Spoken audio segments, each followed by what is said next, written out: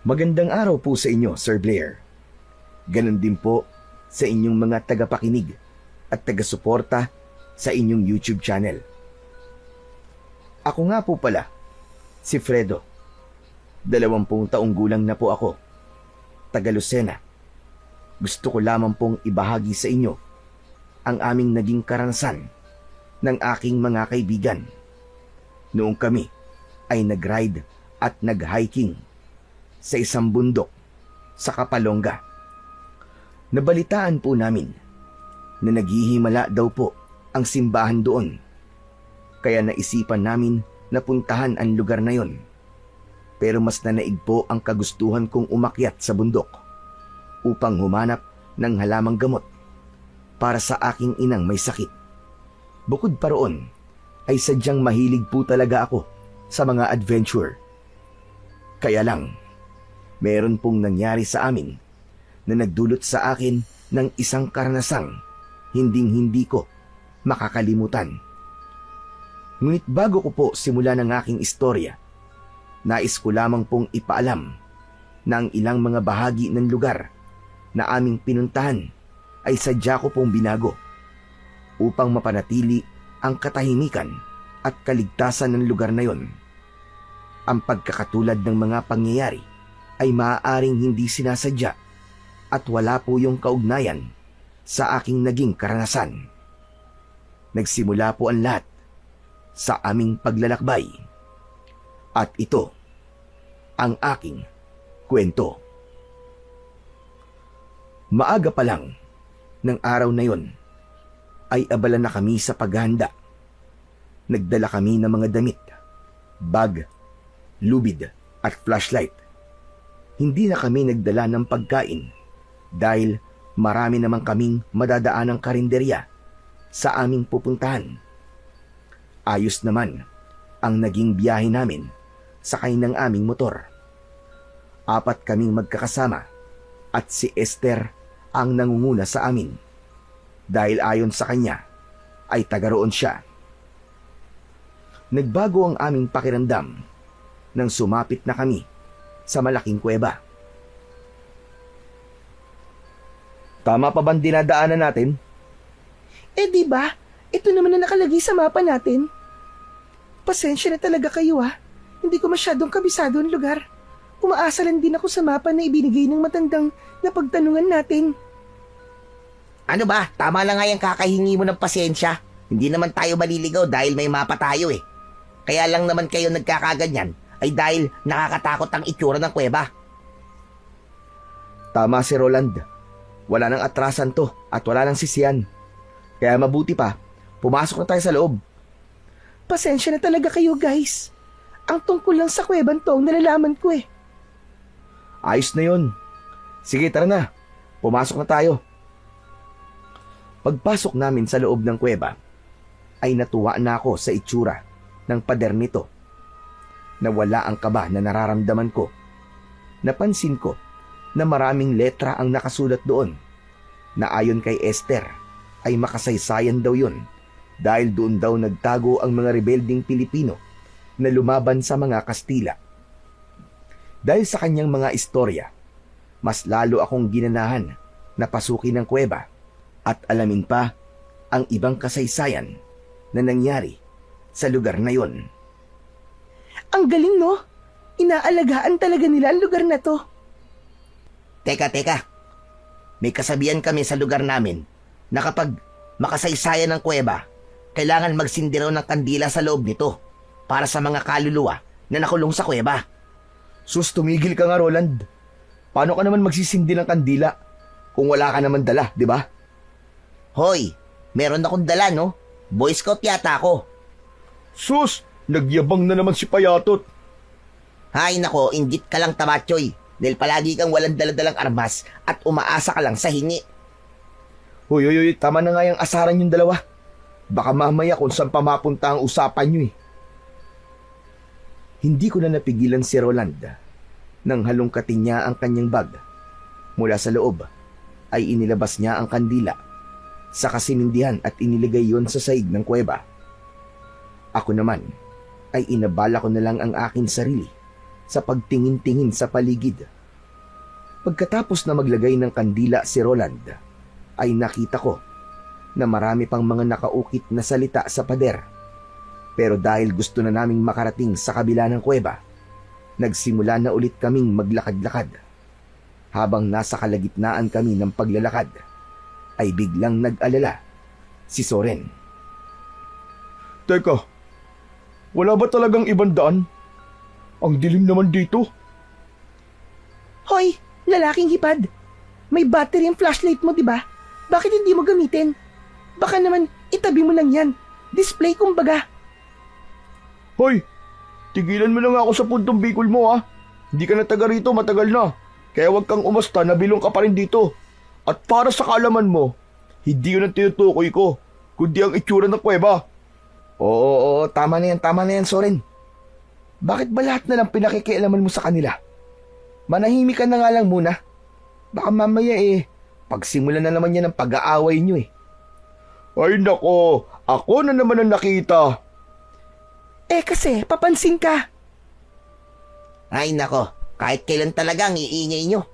Tama na nga yung pagtatalo nyo. Kaya tayo natatagalan dahil reklamo kayo ng reklamo. Ang sa akin lang naman, madilim yung daan Pinahaba niyo pa ang usapan Tsaka, hindi naman yun ang nirereklamo ko Hindi lang talaga ako mapalagay sa itsura ng loob ng kuweba. Bakit, natatakot ka ba? Iniisip mo ba na kagaya to sa mga napapanood mo tungkol sa masasamang nilalang? Ay nako, Soren. Habang maaga pa, tigil-tigilan mo na yan. Mas lalo ka lang matatakot Hindi ako nag-iisip ng ganung bagay. Ang sa akin lang naman, baka pwede lang naman nating ikutan. Wala ba talagang ibang daan? Pero, hindi na tayo pwedeng bumalik May paniniwala kasi ang matatanda na kapag pumasok ka na sa sagradong kuweba, hindi ka na maaaring bumalik. Kasi humihigop raw yun ng masasamang enerhiya na sasama sa'yo hanggang sa pag-uwi. Roland, pwede ba? Alam niyo naman na matatakotin ako Kaya konting hinay-hinay naman sa pagsasalita. Soren, sumama ka rito dahil gusto mo at alam mo na nakakatakot ang lugar na pupuntahan natin. Hindi pwedeng kami ang mag-adjust sa'yo, pambihira. Dapat matutunan mo rin kung paano maging matapang. Ganito na lang, Soren. Huwag na lang tayo maghiwalay sa paglalakad, okay? Ayos na ba yon? Sige. Basta walang takutan ha. Si Soren ang matatakutin sa aming magkakaibigan. Si Roland naman ay maraming paniniwala sa buhay tungkol sa mga masasamang elemento. Ngunit mapagpahalaga sa kalikasan. Siya rin ang pinakabata sa aming grupo. Si Esther, tahimik siya. May pagka-misteryosa pero maalalahanin sa barkada. Siya ang nag-iisang babae sa aming magkakaibigan. Nagkasundo na kaming pasukin ng kuweba habang dala ko ang mapa na nanggaling kay Esther. Pagsapit namin sa loob habang hawak ang flashlight, pakiramdam ko, palalim ng palalim ang pinapasok namin. Teka, sandali lang. Parang malalim ng kuwebang to, guys. Sigurado ba kayo sa pinapasok natin? Parang nahawa na rin ako kay Soren Sigurado. Basta diretso lang. Maglakad na lang tayo. Baka makita na natin ang lagusan. Tuloy-tuloy lang. Habang nagsasalita, ay dire-diretso naman ang pasok namin sa loob ng madilim na bahagi ng kuweba. Nakakakilabot ang tunog dahil umieko ang aming boses. Ngunit ang takot na yon ay pilit kong pinaglalabanan. Para sa aking ina, lahat ay gagawin ko. Kahit ilang kuweba pa, ang pasukin ko. Sandali. Parang umiinit ang medalyon ko. Ayan ka na naman, Roland Pwede ba? Huwag mo na ituloy kung ano man nasasabihin mo na yan. Tama si Soren. Makakabuting mag-focus na lang tayo sa daan. Halina kayo. Teka, Fredo. Ano ba talaga ang sadya natin sa lugar na to? Natigilan ako sa tanong ni Roland. Dahil ang totoo, si Esther lang ang nakakaalam sa totoong pakay ko sa gubat na pupuntahan namin. Kaya nang maramdaman ni Esther na hindi ako makasagot sa tanong ni Roland, ay siya na ang nagsalita.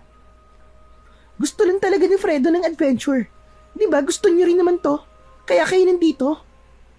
Oo nga, pero sa klase ng lugar na to, para bang merong hindi magandang mangyayari sa atin eh. Natatakot ako eh. Tsaka, yun lang ba talaga ang ipinunta natin dito? Oo naman no. Ano pa ba sa palagay mo ang ibang dahilan? Ay naku, tama na nga yan. Umalis na lang tayo rito.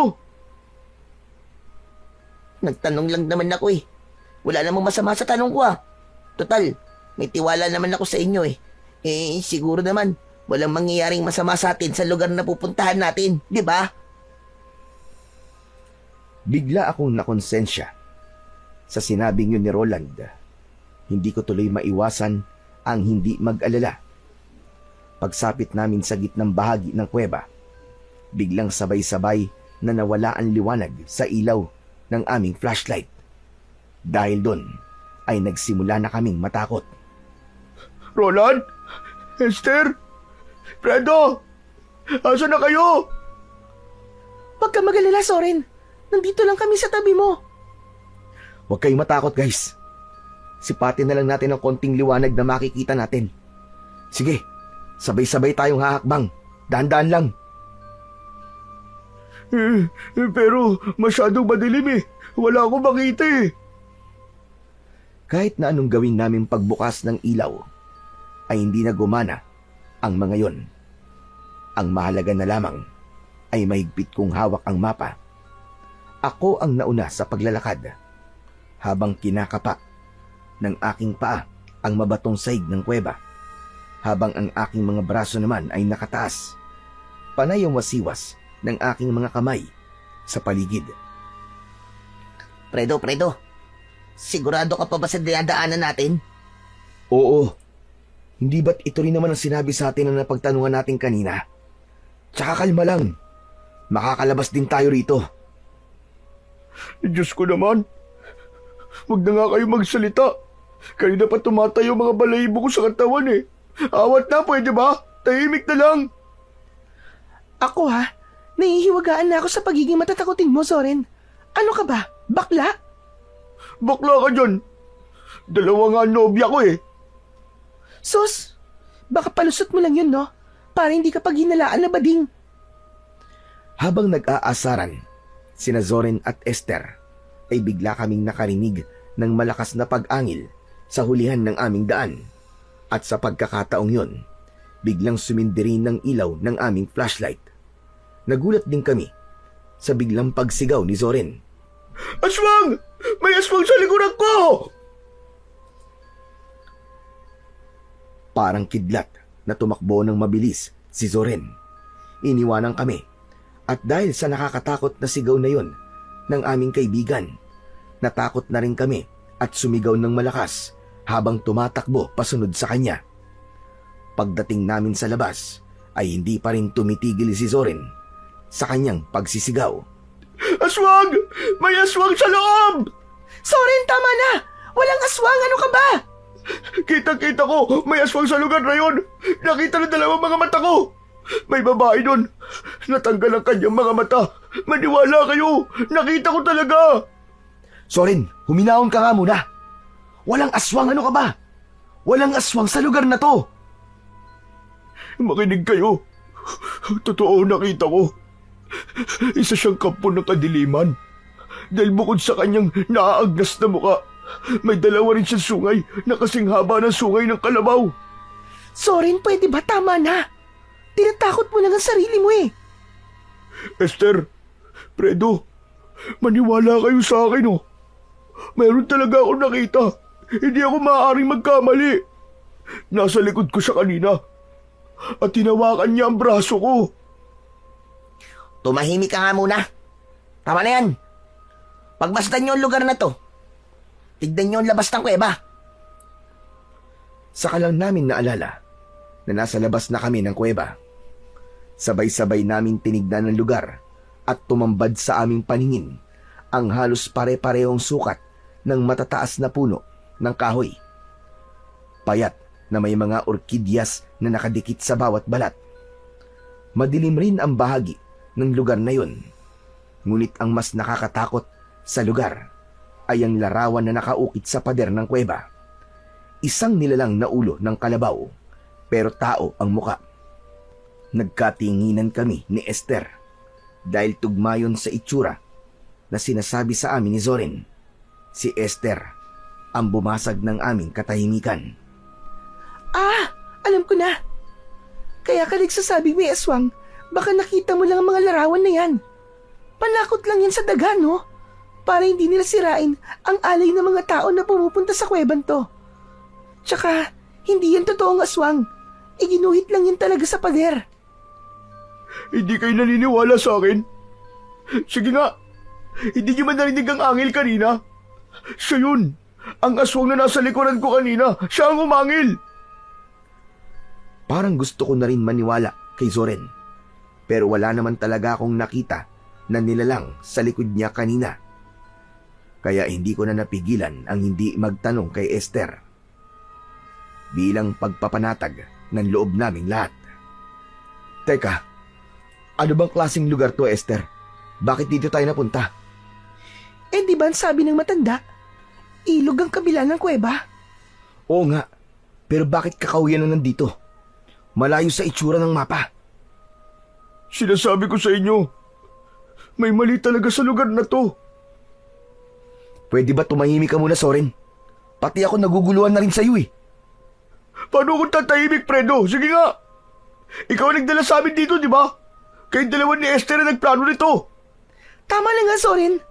Huwag muna tayo mag-isip ng kung ano-ano sa lugar na to. Aaminin ko na hindi ko rin alam kung bakit nagkaganito ang lugar na to. Kung ganun, posibleng nagkamali tayo ng lugar na napuntahan. Paano naman ang mapa na to, di ba? Dito lang tayo nagkamali sa lagusan ng kuwebe. Pero ang lahat ng dinaanan natin bago makarating dito ay tama sa lokasyon nakalagay sa mapa. Baka naman nagkamali tayo ng daan, tol. Isa pa, nabura na ang ibang mga detalye sa mapa, di ba?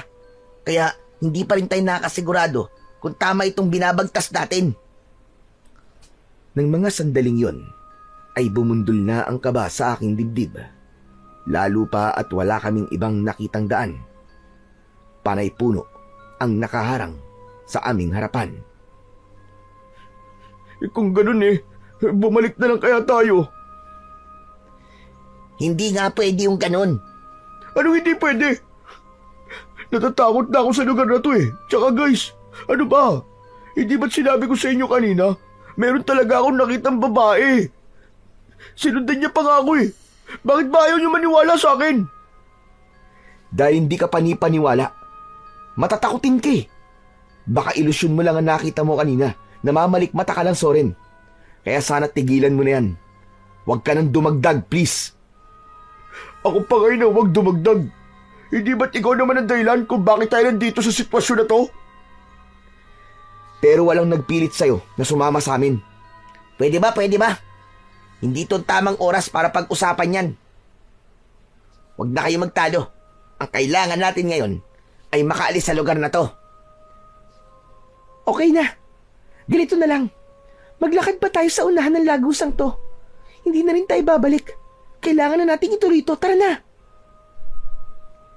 Biglang natahimik ang pangkat namin nang magsimula na kaming maglakad at dumaan sa kakahuyang yun.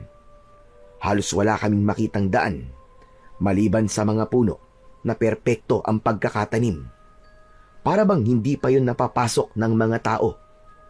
Ngunit pagsapit namin sa gitna ng kakahuyan, ay napansin namin na merong mga nakasingit na tuyong sanga sa balat ng bawat punong madadaanan namin. Hinawakan ko yun, pero lumapit sa akin si Esther. Ano to? Anong ibig sabihin ng mga sanga ng kahoy? Meron pa dito, Fredo! Siguro mga markers yan ng mga taong unang umakyat sa bundok na to. Kung sa bagay, ginagawa ko rin yun kapag hindi ako sigurado sa lugar. Palatandaan yan para hindi ka maligaw. Ang ibig sabihin, tama ang sinusundan nating daan sa mapa. Baka masyado lang talaga tayo nagpapa-apekto sa mga sinasabi ni Soren eh. Kaya tayo nag-iisip ng kakaiba eh.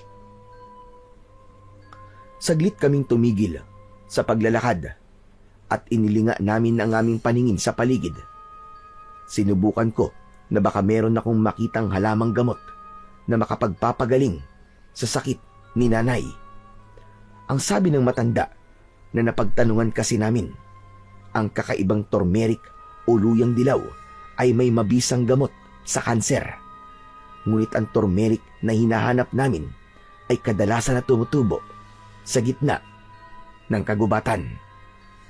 Tuloy lang tayo, guys. Nandito na rin naman tayo eh. Wala nang atrasan to. Hindi ba't ganito naman talaga ang adventure?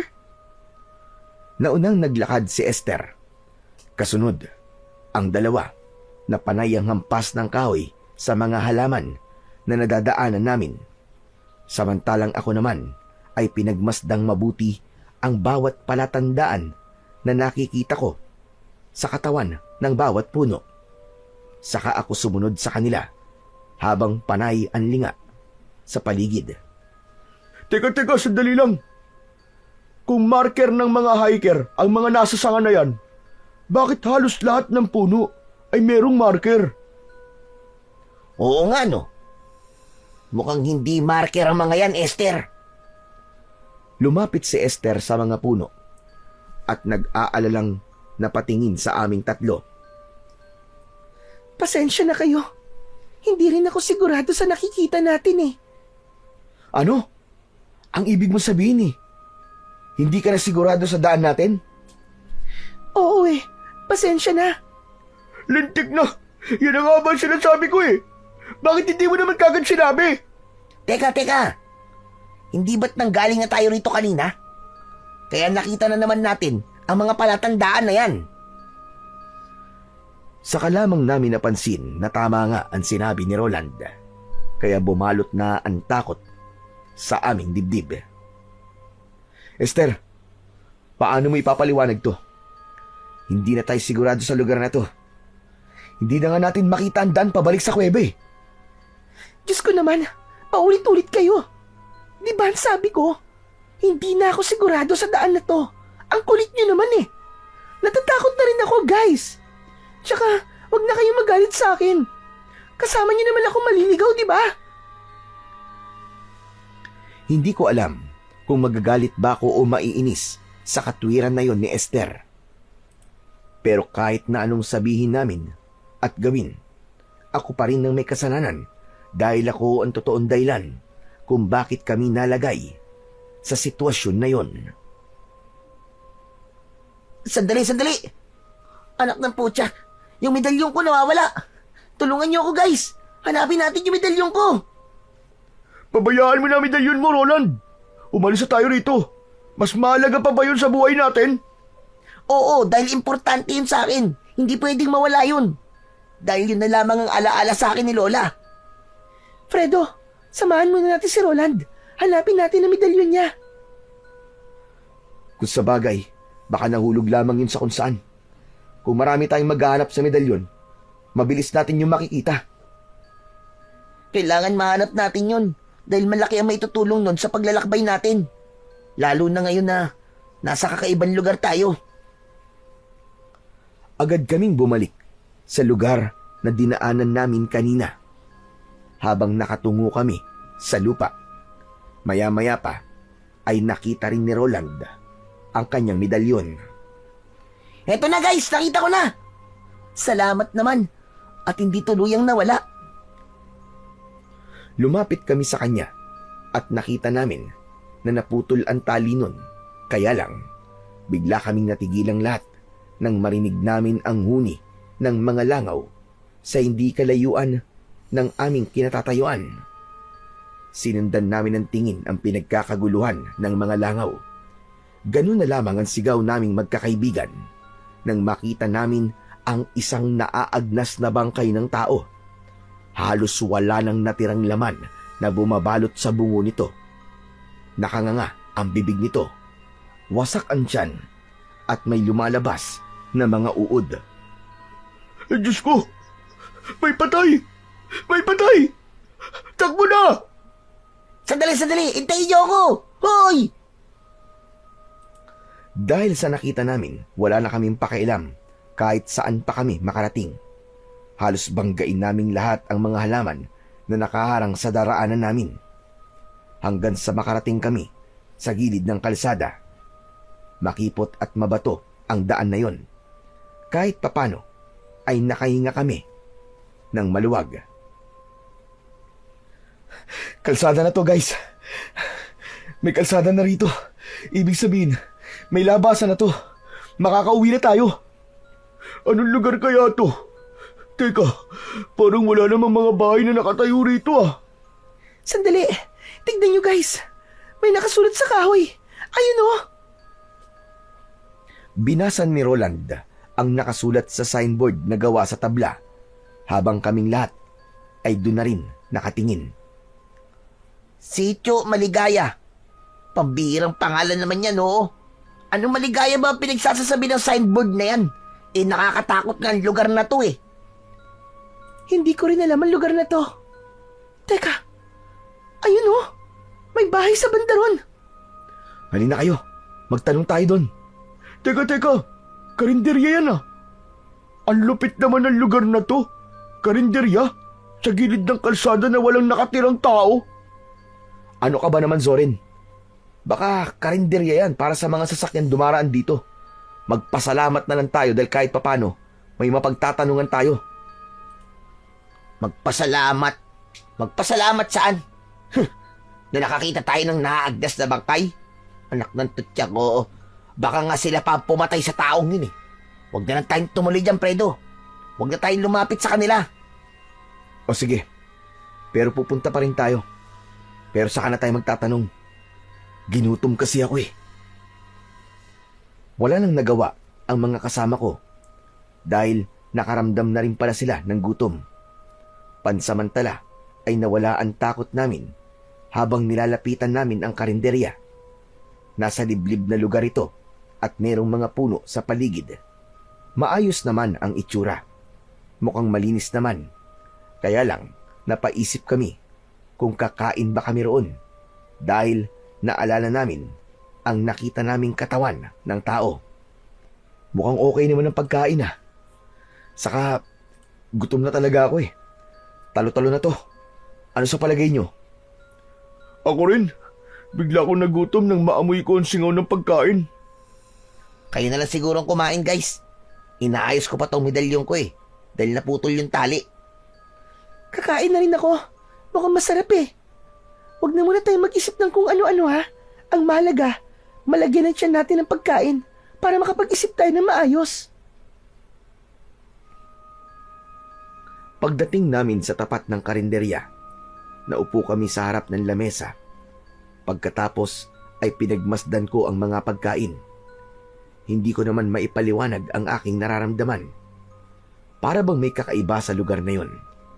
Pero dahil kumakalam na talaga ang aking sikmura, ay naghintay kami sa paglabas ng bantay roon. Maya-maya pa ay lumabas ang mag-asawa. Nakangiti sila at mukha namang mabait. Tinanong kami kung ano ang ulam na bibilhin namin. Pero si Zoren ay hindi naiwasang hindi mag-alala sa mga pagkain. Fredo, wag na nga lang kaya tayong kumain. Parang kakaibang lugar na to eh. Mukha namang masarap ang niluto nila pero hindi naman natin alam kung anong klaseng karne ang nakahain. Pero si Esther ay nagtuturo na sa mga ulam na naroon. Nagbigay rin ng pagkain ang mag-asawa at inilapag ang plato nito sa ibabaw ng lamesa. Sabay subo sa pagkain. Napalunok kami ng laway dahil mukhang sarap na sarap si Esther sa kanyang kinakain. Gusto naming tanungin si Esther kung gaano kasarap ang pagkain. Kaya lang, nasa tabi namin ang mag-asawa at seryosong nakatingin sa amin. Ibinaling ko na lang ang aking paningin sa ibang direksyon. Oh guys, ano pang hinihintay nyo? Kumain na kayo. Napakasarap ng bopis at dinuguan. Grabe!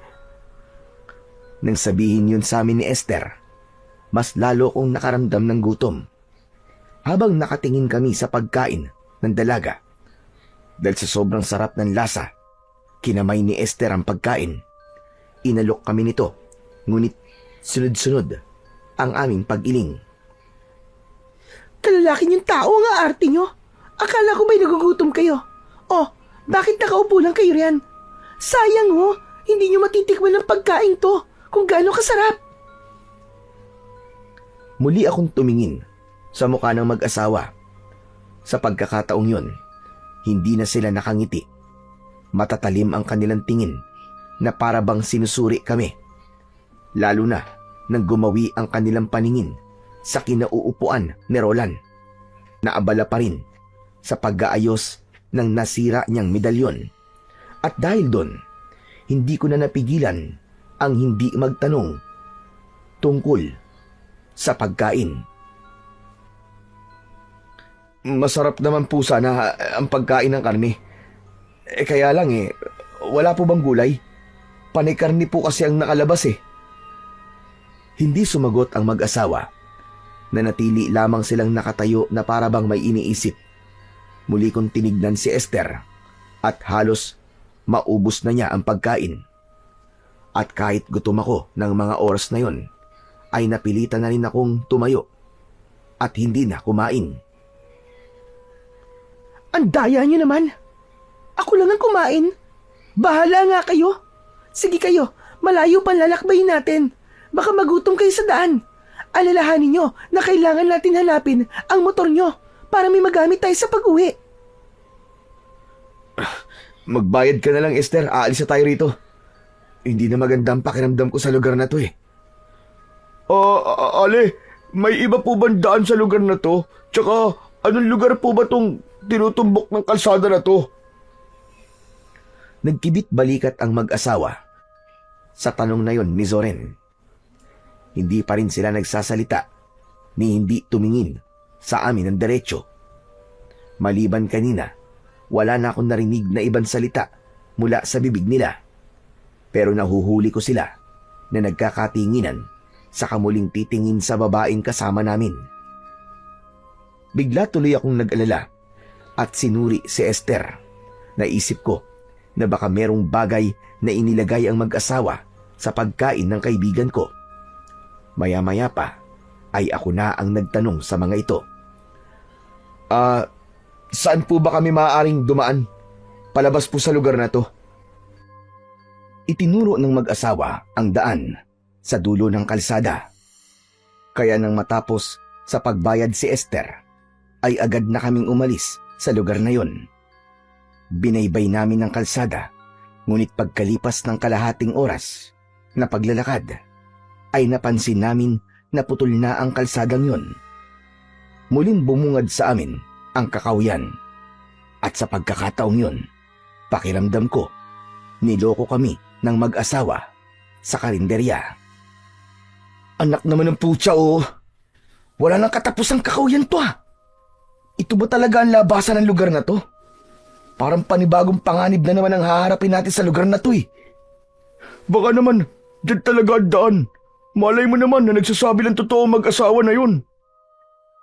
Mukhang ayos naman silang kausap eh. Wala namang masama kung tutuloy tayo, di ba? Tara na. Kailangan natin tawirin ang kakawiyang yan.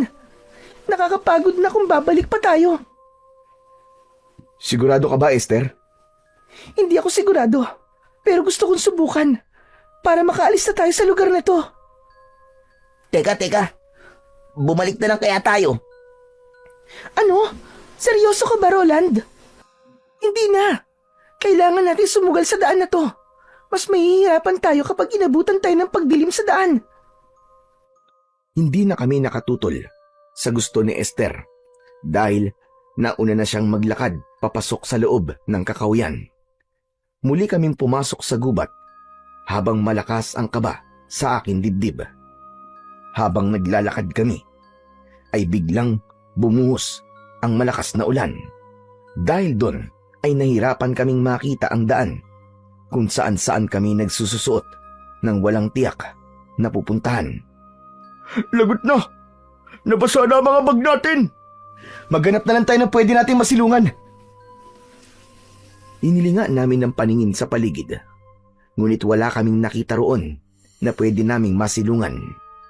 Mas lalong lumakas ang ulan, kaya nahirapan kaming pasukin ang kakawyan. Bukod pa roon, ay madulas at maputik pa ang daan. Maglakad pa tayo guys.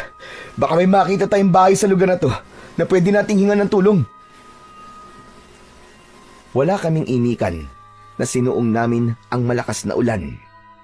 Nagpatuloy kami sa paglalakad hanggang sa makarating kami sa kinaroroonan ng malaking bato. Habang tumatagal ay mas lalo naming nararamdaman ang takot. Aray! Aray! Ang talampakan ko! Ang sakit! Oh, napano ka, Roland? Ano nangyari sa'yo? Natinik ako. Naku po, dumugo yata. Bakit kasi dito pa tayo nagpunta eh? Mukhang mas lalo tayong mahihirapan sa daan na to eh. Ayan ka na naman sa pagsisimula na pagtatalunan natin eh. Magdahan-dahan ka na lang kasi sa paglalakad. Eh di ba? Plano niyo naman to. Ang hirap kasi sa inyo eh. Hindi niyo iniisip kung ano ang mangyayari. Basta sugod lang kayo na sugod. Pasensya na. Ako talaga may kasalanan. Huwag mo nang sisihin si Esther, Roland. Huwag kayong mag-alala. Makakauwi rin tayo ng ligtas. Kaya huwag na kayong magsisihan. Kailangan lang natin makalabas dito. Aba, dapat lang. Gusto ko pang mabuhay, no? May pamilya pa ako naghihintay sa akin. Sasagot pa sana ako kay Soren nang mahagip ng paningin ko ang isang malaking aso na nakatayo sa unahan ng aming daan. Kahit malakas ang ulan, ay baliwala sa aso ang pagtama ng tubig sa katawan nito. Bigla akong natigilan dahil ngumisi yun na para bang may tumutulo pa na malapot na laway sa bibig nito. Kasunod ng pag-angil habang humahakbang papalapit sa amin. Guys, may aso, humanda kayo. Sa tingin ko asong ligaw yan. Diyos ko, mabangis na hayop yan. Delikado tayo. Baka atakihin niya tayo. Dahil sa sinabi ni Roland, napaatras kami ng hakbang papalayo sa aso. Umangil ang hayop habang nakatingin sa amin. Kasunod, nang mataas niyang pagtalon papunta sa aming kinaroroonan. Inatake niya kami. Malakas kaming napasigaw. Wala kaming inaksayang oras. Tumakbo kami ng mabilis at hindi pinansin ang malakas na ulan. Kahit nakikita namin na hinahabol kami ng asong gubat, hindi kami naghiwalay. Tinahak namin ang daan, papasok pa sa loob ng kakawyan. Habang habol namin ang sarili naming hininga. Bilisin yung tumakbo, guys! Lalapain tayo ng hayop na yan! Walang ibang naririnig na salita sa bibig ng mga kasama ko, kundi ang malakas na sigaw ng paghingi ng tulong. Umakyat kami sa mataas na lugar para hindi kami maabutan ng asong gubat. Wala na kaming pakialam kung saan kami makarating. Ang mahalaga ng mga sandaling yun ay makatakas kami mula sa aso na humahabol sa amin. Maya-maya pa ay nakarinig kami ng lagabog ng katawan na bumagsak. Nakita namin na nadapa na pala si Esther at naiwan namin siya. 5 dipa ang layo namin sa kanya, habang ang asong gubat ay nasa paanan ng dalaga. Nagulat kaming lahat nang biglang kinagat ng aso ang binti ni Esther. Napasigaw siya sa labis na sakit. Habang ang hayop ay iwinawasiwas ang ulo habang hinihila si Esther palayo sa amin. Nakita ko na may kahoy sa tapat ko. Kinuha ko yun at sinugod ang aso. Tinamaan ko ito sa ulo. Hindi ko siya tinigilan, kaya nabitiwan niya ang binti ni Esther. Soren, hilahin mo si Esther! Ilayo mo siya rito, dali! Agad na hinila ni Soren ang dalaga palayo sa asong gubat. Hinarap kong muli ang aso. Isang pagpalo ulit sa mukha nito ang ginawa ko. Bumagsak ito sa lupa, ngunit mabilis na nakabangon. Sa pagtayo ng asong gubat, bigla itong tumakbo papalayo sa aming kinaroroonan. Saka naglaho sa madilim na bahagi ng kakawyan. Nang wala na ito, saka lang ako nakahinga ng maluwag. habang hawak pa rin ang kahoy. Humihingal na sinulyapan ko si Esther. Kita ko na bumubulwak ang dugo niya sa binti. Kaya naman, nilapitan ko siya at sinuri ang kanyang sugat. Esther, ano? Ayos ka lang ba? Kaya mo bang maglakad? Malalim ang pagkakabaon ng pangil ng aso na yun sa binti ko. Masakit. Parang hindi ko kaya maglakad. Teka, sandali. Kailangan matalian ang sugat niya nang mapigilan ang pagdurugo. Sige, punitin mo ang laylayan ng damit mo, saka itali sa kanyang sugat. Kailangan natin makahanap ng tulong. Pero, paano, Fredo? Malakas pa rin ang ulan, oh. At halos nahihirapan tayong makaalis sa lugar na to dahil madulas din ang daan. Ayan, okay na. Natalian ko na sugat mo, Esther. Ang kailangan na lang nating gawin ay maghanap ng masisilungan. Pero, ang sakit pa rin ng binti ko. Hindi ko kayang maglakad. Tiisin mo na muna, Esther. Kailangan na natin makalabas sa lugar na to eh. Aalalayan ka namin, kaya huwag ka mag-alala. Dapat siguro, dumito na lamang muna tayo. Hindi pa tayo ligtas sa lugar na yan. Paano kung bumalik ang asong gubat at sa pagbabalik niya, marami na siyang kasama? Nakakapag-alala. Hindi tayo makakausad dahil may sugat si Esther. Kung sa bagay may punto ka naman, ang hindi ko lang talaga maintindihan kung bakit ganun ang kilos ng asong yun. Parang hindi siya normal. Hindi kaya ang asong yun ang pumatay sa bangkay na nakita natin kanina? Siguro, dahil talaga namang kumakain ng tao ang ganong klaseng hayop eh. Kaya kailangan natin mag-isip kung paano tayo makakaalis sa buwisit na lugar na to. Ang totoo, pahamak talaga mag-asawang yun sa karinderye. Parang pinaglalaruan tayo eh. Sige na, tama na. Huwag na nating isipin na nakaraan. Doon, sa likod ng bato. Masyadong malakas ang ulan. Kaya magpahinga na muna tayo ron. Tama si Fredo. Magpahinga na muna tayo. Masyado talaga masakit ang sugat ko sa binti. Isang malalim na buntong hininga ang pinakawalan ko bago ko ibinaba ang aking bag. Pagkatapos ay nagpahinga kami at sumandal sa likod ng bato. Dahil sa malagong daon ng puno sa tapat ng aming kinatatayuan, ay nabawasan nun ng pagtama ng ulan sa katawan namin. Saka ko lang naramdaman ang pagod. Pagkalipas ng ilang minuto, sa wakas ay tumigil rin ang ulan. Ayos. Tumigil ng ulan. Pwede na ulit tayo maglakad. Sus! Ngayon pa? Gabi na. Madilim ng paligid. Mahihirapan tayo maglakad dito. Kailangan din natin tipidin ang battery ng flashlight natin. Mas mahihirapan tayo kapag wala yun. Dito na lang tayo magpaabot ng umaga. Sinasabi mo bang dito tayo magpapalipas ng gabi? Kung ganun magtitiis tayo ng lamig. Ano pa nga ba? May pagpipilian pa ba tayo? Tama si Soren, Fredo. Sa tingin ko, mahihirapan tayo maglakad kung madilim. Magsasalita pa sana ako para magbigay ng komento sa dapat naming gawin. Nang tamaan ng ilaw ng flashlight ko ang tila tao na nakatayo sa likod ng puno. Matagal kong tinitigan yon dahil sinigurado ko kung tama ba ang nakikita ko.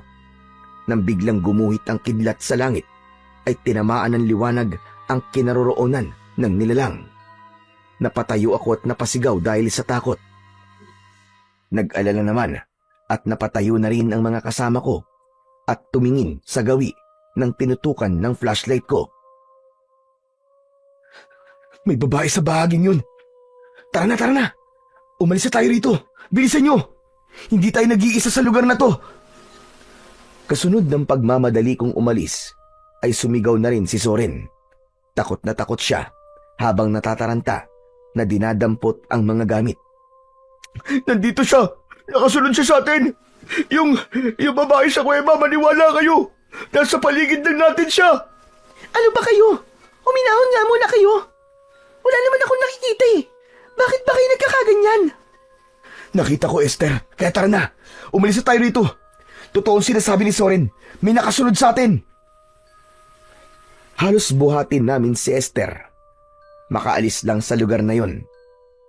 Sumasabay pa sa amin ang malakas na pagguwit ng kidlat, pati na ang pagdagundong ng kulog sa paligid. Nanginginig kami sa takot, habang si Roland naman, tahimik siyang nakasunod sa amin habang hawak niya ang medalyon. Panay ang linga niya sa amin at sa paligid. Umaasa kami sa liwanag ng aming flashlight. Nang mga oras na yon ay nagsisimula na akong magsisi, lalo na nang makita ang paghihirap ng aking mga kaibigan. Ipinagdasal ko sa Panginoong Diyos na sana ay hindi niya kami pabayaan habang tinatahak namin ang daan at nakaalalay kami kay Esther. Narinig namin ang kaluskos sa paligid, pati na ang pag-angil ng hindi nakikitang nilalang. Halos mabingi kami sa tibok ng aming puso. Maya-maya pa, nagsalita si Roland. Baka sa mukha niya ang takot. Umiinit ang suot ko medalyon. May mga nilalang na nakasunod sa atin. Hindi lang siya nag-iisa. Kailangan natin bilisan, guys. Maghanap tayo ng kahoy na maaari nating gamitin laban sa kanila. Bilisan na natin ang paglalakad, Esther. Tiisin mo muna ang sakit. Hindi tayo maaaring manatili rito. Dahil sa pagmamadali namin at pagtago sa mga kakahuyan, nawala pansamantala ang pag-iinit ng medalyon ni Roland. Indikasyon yun na hindi na kami hinahabol ng nilalang. Kaya nang humantong kami sa isang bahagi ng gubat na merong malawak na damuhan, naisip namin na magpahinga. Ngunit kapansin-pansin na mas marami ang marker na nakadikit sa katawan ng mga puno. Saglit kaming natigilan nang makita ang mataas na puno ng balete. Nakakakilabot ang itsura nito dahil sa mga ugat nito na parabang naging tirahan ng mababangis na hayop. Pero dahil sa kalagayan namin, wala na kaming ibang pagpipilian, kundi ang umasa sa lugar na yon. Mas mapapadali kasi ang pagkilos namin dahil malinis doon. Bukod pa roon, kapag umulan ay hindi kami basta mababasa. Ibinaba namin ang aming bag, saka nagpalinga-linga sa paligid. Okay na, guys. Ligtas tayo sa lugar na to. Siguro naman, wala na nakasunod sa atin dito. Esther, gusto kong magtapat ka sa amin ng totoo. Ano ba talaga klaseng lugar to, ha? Bakit maraming mga aswang ang nagkalat sa paligid? Walang aswang o masamang elemento sa lugar na to. Nagtataka nga ako sa inyo eh. Kung bakit kayo lang nakakakita sa sinasabi niyong aswang o kaya naman ay nilalang. Oo, aaminin ko. Wala talaga akong alam sa lugar na to. Pero wala rin namang napapabalitang may aswang sa lugar na to. Pero paano may papaliwanag ang aswang kanina, ha? At yung aso na umatake sa'yo? Wala nga akong nakitang aswang kanina. Bakit ba ang kulit niyo? At yung tungkol naman sa asong gubat na yun, normal lang yun na may ganong klaseng hayop sa gubat. Huwag niyo nga bigyan ng dahilan ng mga nangyayari.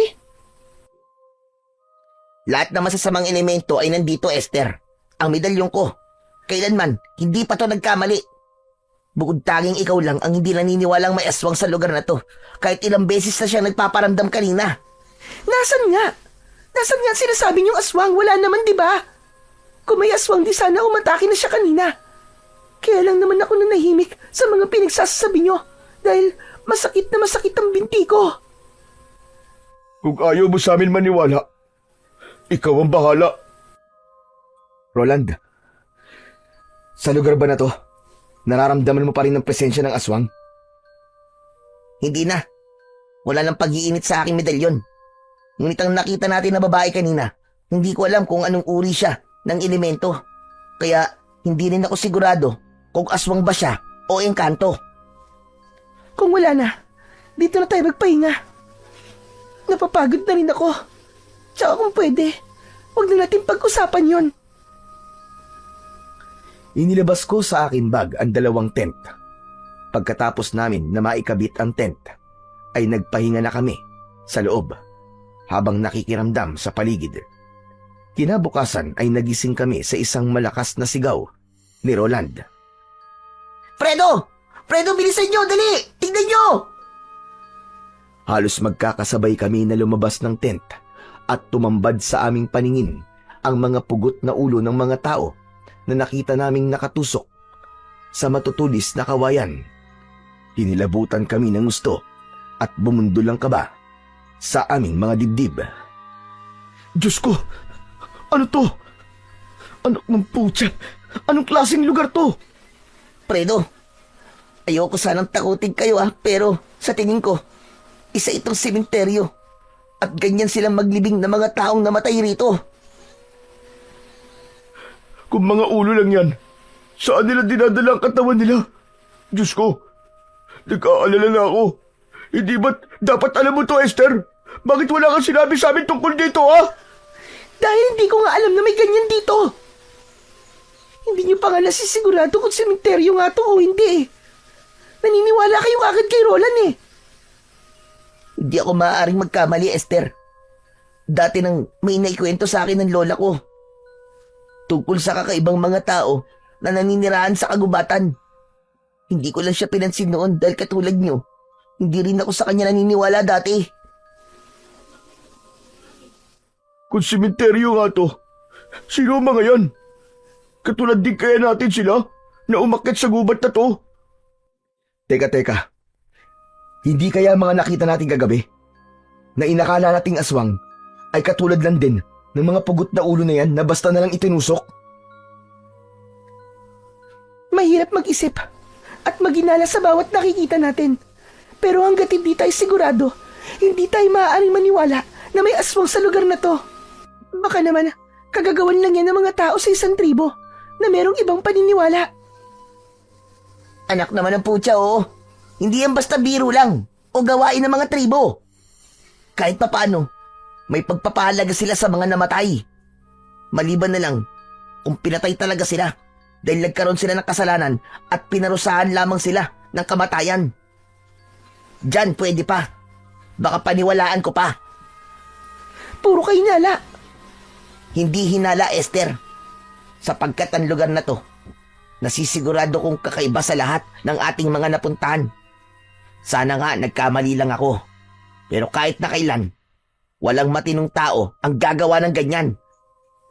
Tama si Roland, Esther. Parang nagsasagawa ang mga nilalang na nakatira rito ng isang ritual. Hanggat hindi tayo sigurado, kailangan pa rin nating mag-ingat. Teka, mag-uusap na lang ba tayo rito o aalis? Tara na, umalis na tayo sa lugar na to. Fredo, umuwi na lang kasi tayo. Paano nga tayo uuwi, Soren? Anak ng putya naman Hindi na nga natin mahanap ang daan palabas ng kakauyan eh. Ang mabuti pa, mag-empake na tayo ng mga gamit natin at simulan na rin natin maglakad. Sinimulan namin ang pagliligpit sa aming mga gamit. Pagkatapos ay umalis na kami sa lugar na yon. Naunang naglakad si Roland. Ilang minuto ang lumipas ay tumambad sa aming paningin ng isang ilog. Saglit kaming tumigil doon at uminom ng tubig. Nakakailang salok pa lang ako ng tubig ay bigla akong natigilan nang makita ang isang nilalang. Hindi ko maaninag kung babae ba siya o lalaki dahil may balabal siya na itim. Guys, may tao sa unahan ng ilog. Kanina pa siyang nakatingin sa atin. Lapitan natin siya. Magtanong tayo. Ha? Teka, nasan ba? Wala naman ako nakikita. Lahat kami ay napatingin sa unahan ng ilog. Ngunit wala na ang nilalang na nakita ko roon.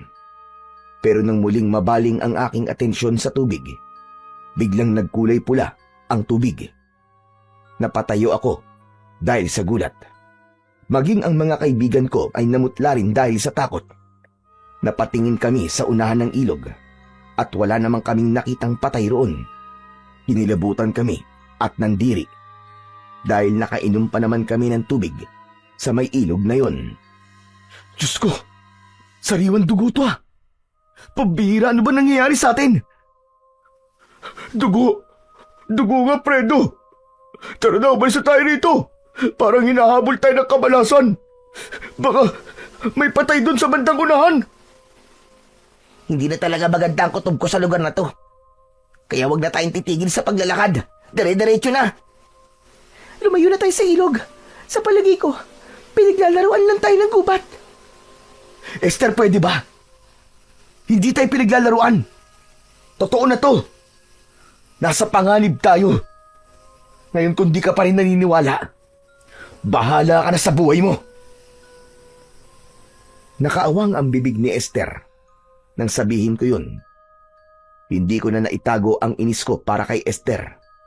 Dahil kung hindi naman niya kami dinala sa lugar na yon, ay hindi kami mapapahamak. Bakit parang pakiramdam ko ay nagagalit ka na? At sino ba ang matutuwa?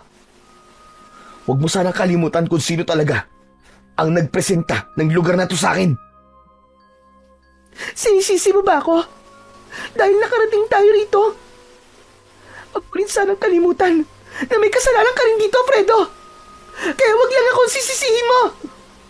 Pwede ba? Wag na kayo magsisiyan. Pare-pareho naman kayo may kasalanan eh. Nadamay pa nga kami rito, di ba? Wala namang magbabago eh. Kahit magtalo pa kayong dalawa dyan. Saka lang ako natigilan at napasuntok sa halaman na nadaanan namin. Nagsimula ulit kaming maglakad na pilit binabaliwala ang itsura ng lugar. Pagkalipas ng ilang sandali, ay humantong na naman kami sa ilog. Ngunit sa pagkakataong yun, ay natigilan na ako. Hindi na ako sigurado sa lugar na pinupuntahan namin dahil ibinalik lang kami kung saan kami nanggaling kanina. Lintik na. Dito rin tayo nanggaling kanina. Oo nga. Diyos ko, paano na to? Dito na ba tayo mamamatay? Huwag ka magsalita ng ganyan, Soren. Patawarin niyo ako. Fredo, bakit? Hindi ko dapat kayo sinama rito. Hindi ko dapat isinugal ang mga buhay niyo. Umasa lang naman ako na makakakita ko ng gamot na pwede kay nanay. Ano sabi mo? Wala. Fredo, narinig ko. Narinig ko ang dahilan kung bakit tayo nandito. Fredo, anong ibig sabihin nito? Naglihim ka sa amin? Sabihin mo nga sa amin, Fredo. Narinig ko sinabi mo kanina. Kaya ba pinagpipilitan mo na pumunta tayo rito? Kahit halos mamatay na tayo lahat dito. Para yan sa gamot ng nanay mo. Para sa nanay mo. Soren, may sakit ang nanay ni Fredo. May taning na ang buhay ng nanay niya. Mas mauuna pa tayo mamatay nito eh. Kung ganon, alam mo rin, Esther. Alam niyong dalawa at nagplano kayo nang hindi namin alam. Soren, Roland, patawarin niyo ako. Hindi ko sinasadya na maglihim sa inyo. Alam nyo, kayong dalawa, makasarili kayo eh. Hindi kayo tunay na mga kaibigan.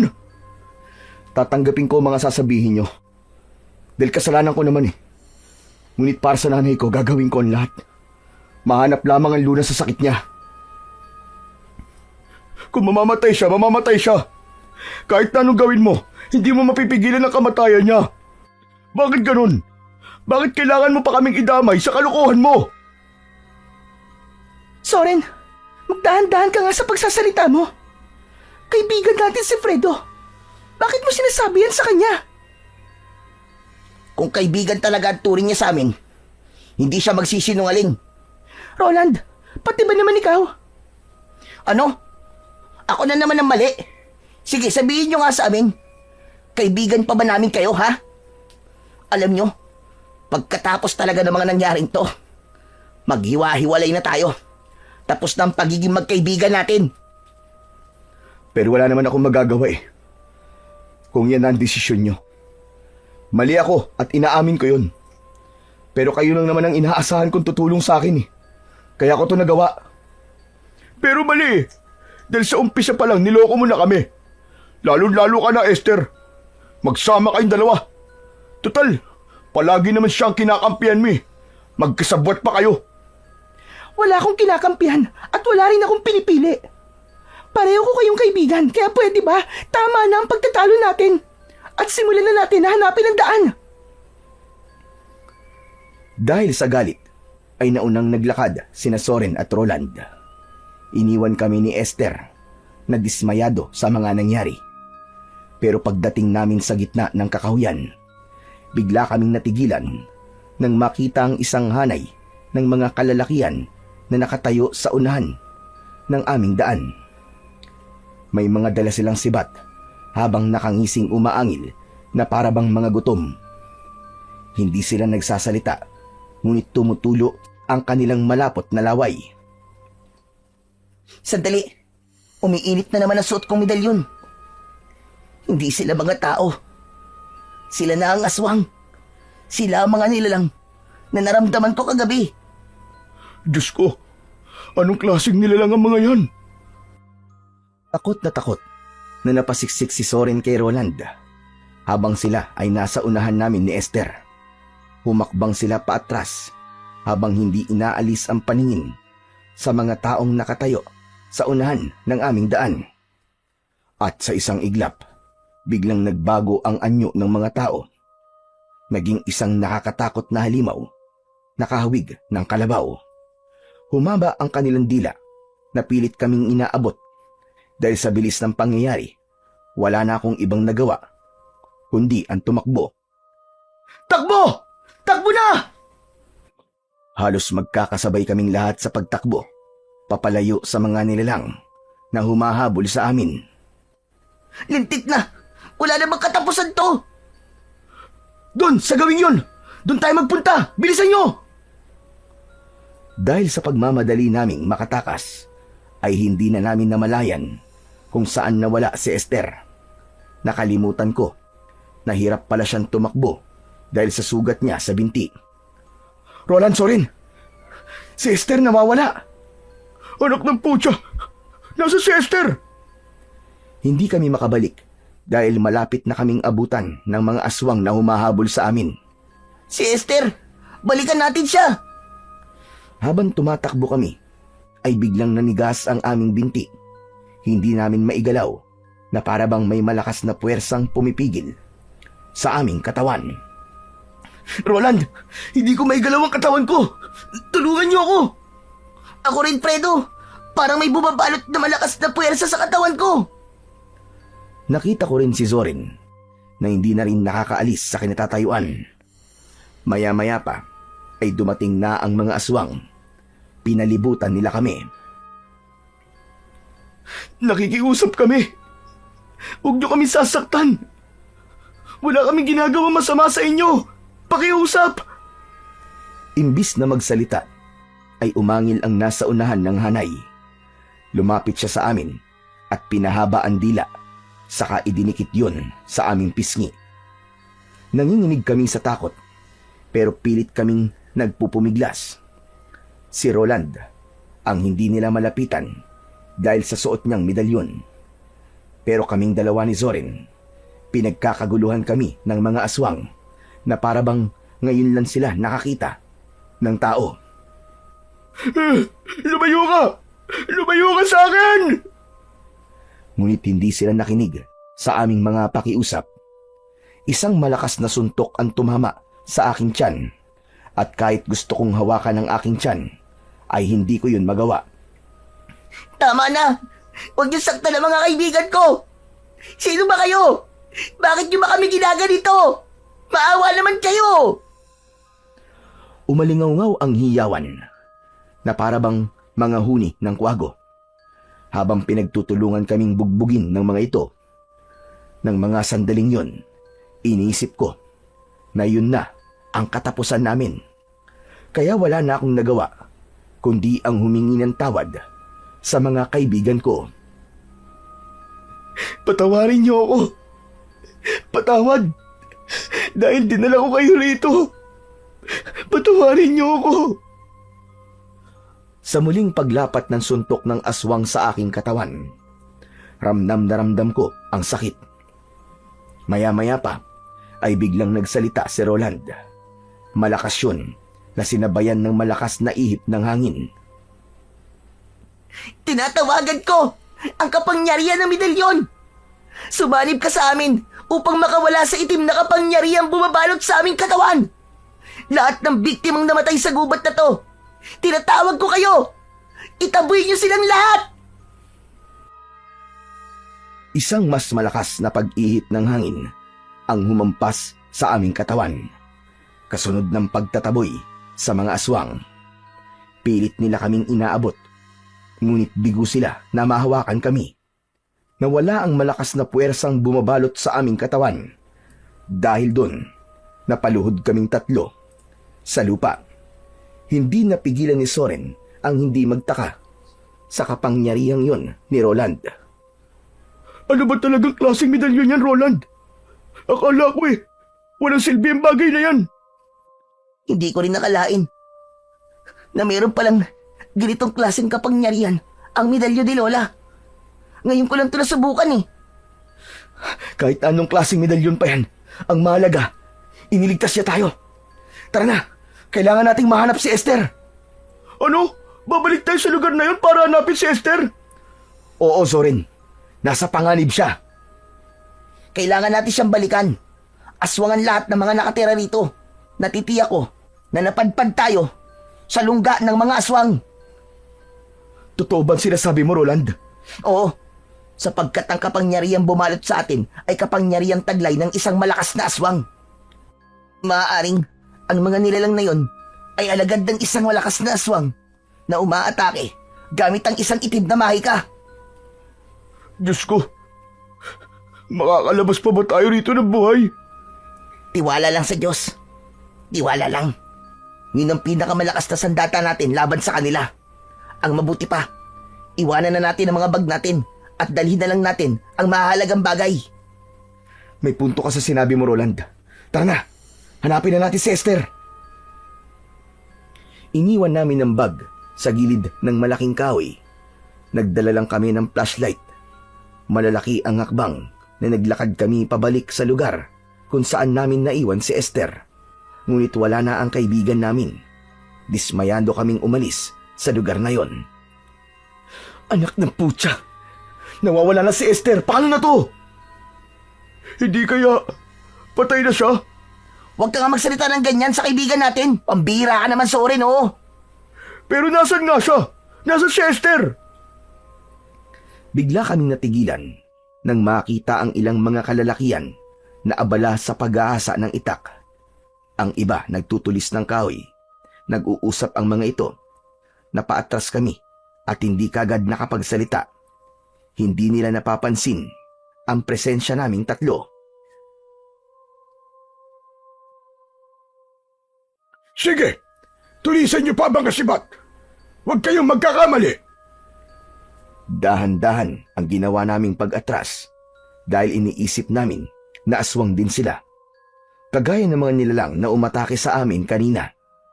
Habang hindi namin inaalis ang paningin sa kanila, nagtago kami sa likod ng isang malapad na puno. Lalapit ako sa kanila. Magbabakasakali ako na matutulungan nila tayo. Hindi ba't sabi ni Roland, baka aswang ang mga yan? Kaya nga magbabakasakali ako, di ba? Kung sa bagay, malay mo naman na merong tao pa rin na nakatira dito sa lugar na to. Isa pa, hindi umiinit ang suot kong medalyon Napasulyap ako sa medalyon ni Roland bago iniwan ng mga ito sa likod ng puno. Maingat akong lumapit habang abala pa rin sila sa kanilang mga ginagawa. Sinilip ko ang tatlong lalaki na naghahasa ng dulo ng sibat. Ang isa naman ay may taklob ng tela sa ulo at panay ang hasa ng itak. Sa pagbabago ko sana ng pwesto, natapakan ko ang sanga ng puno. Sabay-sabay silang napatingin sa gawi ko. Kaya hindi na ako nagdalawang isip. Tumakbo ako sa kinaroroonan ni Soren at Roland. Tara na, tumakbo na tayo! Nakita nila ako! Teka, nasa si Roland? Fredo, biglang nawala si Roland Ha? Nasaan siya? Saan siya nagpunta? Pero dahil narinig namin ang sigaw ng matandang namumuno sa kanila, napilitan kaming tumakbo at iniwan namin si Roland. Habulin sila! Huwag niyo silang hahayaan na makatakas! Ayun na sila, Soren! Bilis! Bilis naman tumakbo! Halos luksuhin namin ang mga nakaharang na kahoy sa daan, makatakas lang sa mga taong humahabol sa amin. Hindi kami naghiwalay dalawa ni Zorin habang abala ang paningin ko sa pagsulyap sa paligid. Roland, nasan ka ba? Saan ka ba nagpunta? Bigla siya nawala sa likuran ko kanina eh. Hindi ko alam kung saan siya nagpunta. Doon tayo magtago, dali! Ano ba kasing nangyayari? Hindi ko alam, basta bilisan mo tumakbo. May mga sandata sila. Papatayin nila tayo kapag naabutan nila tayo. Bilisan nyo! Mga kasama! Baka makatakas sila! Yun ang narinig kong sigaw ng matandang nangunguna sa paghabol sa amin. Mas lalo namin binilisan ng pagtakbo. Pero dahil sa mga kahoy na nakaharang sa daan, natisod kami at bumagsak kami sa lupa. Nasugatan ako sa tuhod at si Sorry naman, hindi niya ako iniwan. Sige na!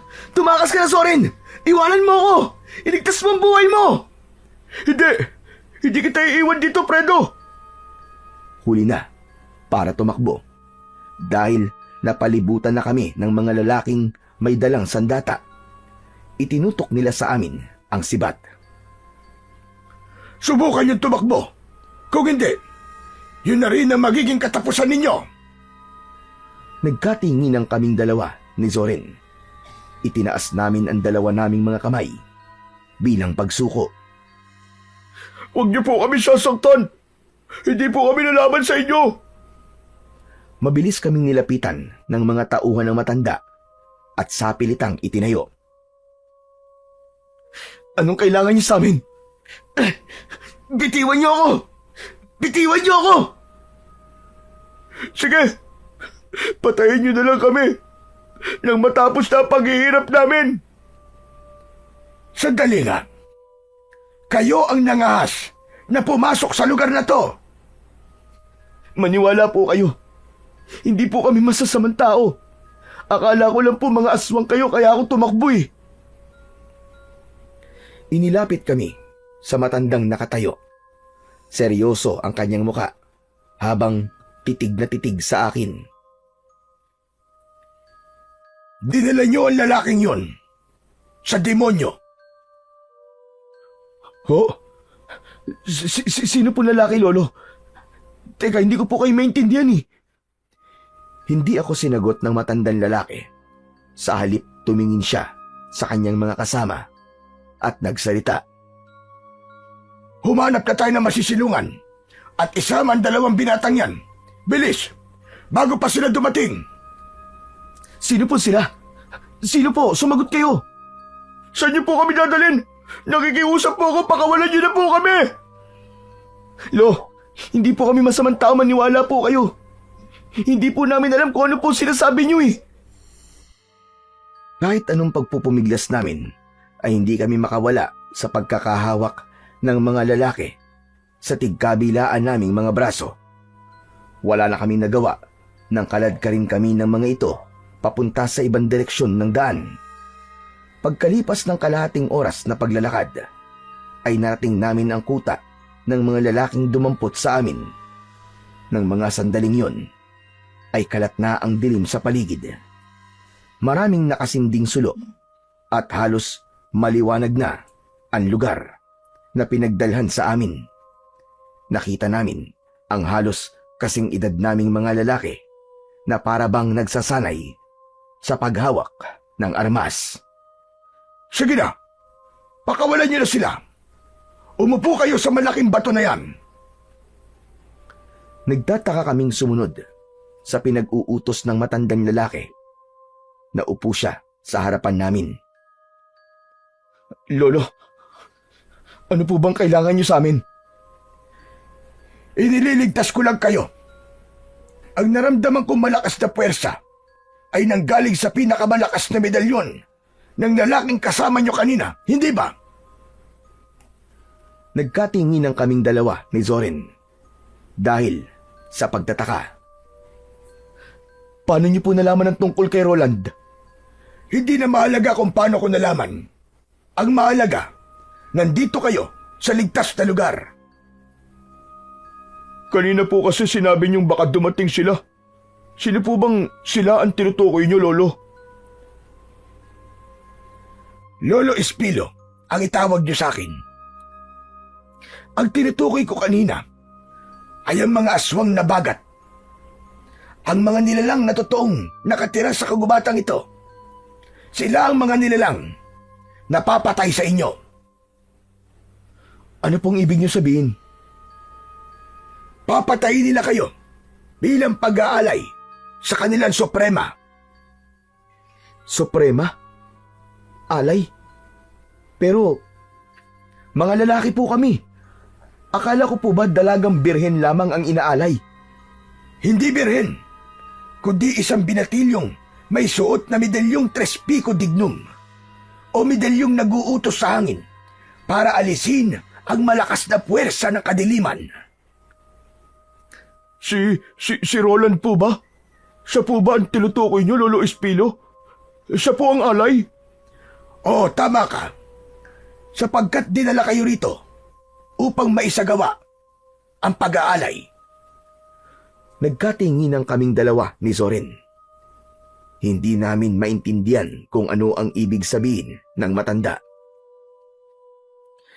Ang mga bagat ay aswang na binuhay ng isang anak ng demonyo. Sumasamba sila sa demonyo ng bundok. Kailangan nila ng pag-aalay ng isang tao na may dugo ng antingero. At marahil sa mga sandaling ito, ang kaibigan nyo na si Roland ay nasa mga kamay na nila. Napili nila ang kaibigan nyo para siya ang gawing alay. Kung totoo po ang sinasabi niyo, Lolo Espilo, kailangan po ni Roland ng tulong namin. Hindi magiging madali ang paglaban sa kanila sapagkat balot sila ng kapangyarihang itim. At nang makita kita, Fredo po. Ako po si Fredo. Siya naman po si Zorin. Nang makita kita kanina, Fredo, marahil ikaw na nga ang binatang matagal ko nang hinihintay. Ano po? Hinihintay niyo po ako? Oo, nakita ko sa iyo ang isang kakaibang liwanag na nagsasabing ikaw ang karapat-dapat para sa makapangyarihang tungkod. Ho? Paano po si Fredo? Ngayon lang naman po namin kayo nakausap Hindi ako isang ordinaryong tao lamang. May kakayahan akong makakita sa inaharap. Isa akong babaylan. Kaya nga alam ko na sa mga sandaling ito, nasa piling na ng mga bagat ang kaibigan ninyo. Ngayon na magaganap ang pag-aalay, kunin mo, Fredo, ang tungkod dito. Hawakan mo. Inabot sa akin ni Lolo Espilo ang tungkod. At nang hawakan ko yun, biglang nawala ang sugat ko sa tuhod. Lumiwanag din ang paningin ko na kahit gabi na, ay malinaw kong nakikita ang paligid. Sa pagbibigay sa iyo ng kapangyarihang makakita ng liwanag sa dilim, palatandaan yan na ikaw na nga ang itinakda. Paano po kayo nakarating dito? Kung lungga po ito ng mga aswang na bagat. Tinawid namin ang mga sagradong bundok para hanapin ang lugar na to. Marami sa mga kapamilya namin ang pinatay ng mga aswang na yon. Kasama na roon ang aking anak. Pumunta kami rito para isalba siya. Pero huli na pala kami ng dating. Teka lang, ano po bang sagradong bundok ang tinutukoy nyo? Hindi po ba ito po ang bundok ng Kapalongga? Hindi. Sapagkat ang lugar na ito ay ang bundok ng Tabor, ang tahanan ng mga aswang. Binago ng mga aswang ang kwento para isipin na ito ang bundok ng Kapalongga upang marami siyang maloko at madala sa lugar na ito. Ang tunay na sagradong bundok ay doon sa tapat ng bundok na to, at ang lugar na kinaroroonan mo ngayon ay lungga ng mga aswang. Kung ganun po, nagkamali kami. Naligaw po kami. Hindi niyo pa rin ba naiintindihan? Sinadya kayong iligaw. Dinala kayo rito. Paano po ito nagsimula, Lolo Espilo? Nangyari ang lahat ng ito nung panahon pa ng kaguluhan, nang sumiklab ang ikalawang digma ang pagdaigdig. May isang grupo ng mga lalaki na nakaranas ng paghihirap at sama-sama silang umakyat sa bundok ng Tabor upang ialay ang kanilang kaluluwa sa demonyo. Humingi sila ng tulong sa hari ng kadiliman para iligtas sa kanilang sarili, kapalit ng buhay ng isang lalaking may dugong antingero. Nang makita ng hari ang paghinagpis ng mga lalaki, binigyan niya ang mga ito ng kapangyarihan. Ano pong mangyayari sa kaibigan ko? Ang kaibigan mo ang kukumpleto sa ikasampung alay na hinihingi ng demonyo sa kanila. Kasabay ng ikasampung alay ang pagsalubong nila sa bagong suprema. Malakas siya at taglay ang kapangyarihang itim at lalo silang mag-aasik ng lagim. Ilang buhay pa ang mawawala at kapag hindi sila napigilan, ilang mga kagaya niyo pa ang mabibiktima para sa paggawa ng panibagong suprema. Kapag dumating ang bagong suprema, magiging malakas din ang kapangyarihan ng mga aswang at lalagpas pa ito sa karatig bundok. Tulungan niyo po ako. Iligtas po natin ang kaibigan ko. Maganda kayo. Lulusob na tayo. Ililigtas natin ang kaibigan nila. Ngunit bago ang lahat, mag-alay muna tayo ng huling dasal upang gabayan tayo ng Panginoon sa lakad natin. Sa pagpapatuloy ng aming pag-uusap ni na Lolo Espilo at Zorin, tumayo ang matanda at lumapit sa amin. Nagkamali siya ng taon dinala sa lugar na to, Fredo. Ang babaeng nagdala sa inyo rito ay ang kanilang suprema. Sinadya niya na madala kayo rito upang gawin ang pag-aalay ng buhay. Siya si Esther, ang babaeng nagdala sa inyo rito. Diyos ko! Isang aswang si Esther! Isang suprema, ang tagapagpatupad sa pag-aalay. Ang tungkod na hawak mo, Fredo, ang papatay sa kanya. Magagawa mong labanan ng itim niyang kapangyarihan sa oras na magkaharap kayo. Protektahan mo ang alay. Huwag mong hayaan na makuha niya ang kapangyarihan ni Roland. Sasama ho ako. Alam mo ba ang sinasabi mo, binata? Opo.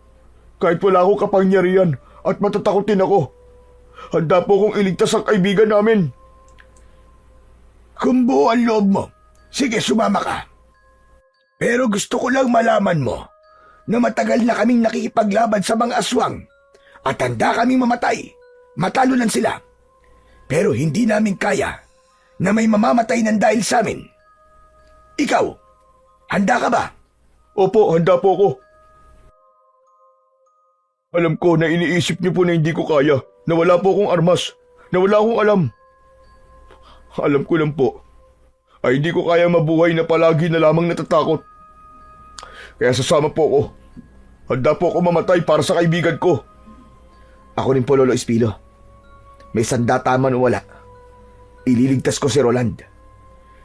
Kung ganon, tara na. Magmadali kayo. Isang pangkat kami na lumusob sa lungga ng mga aswang, dala ang tungkod.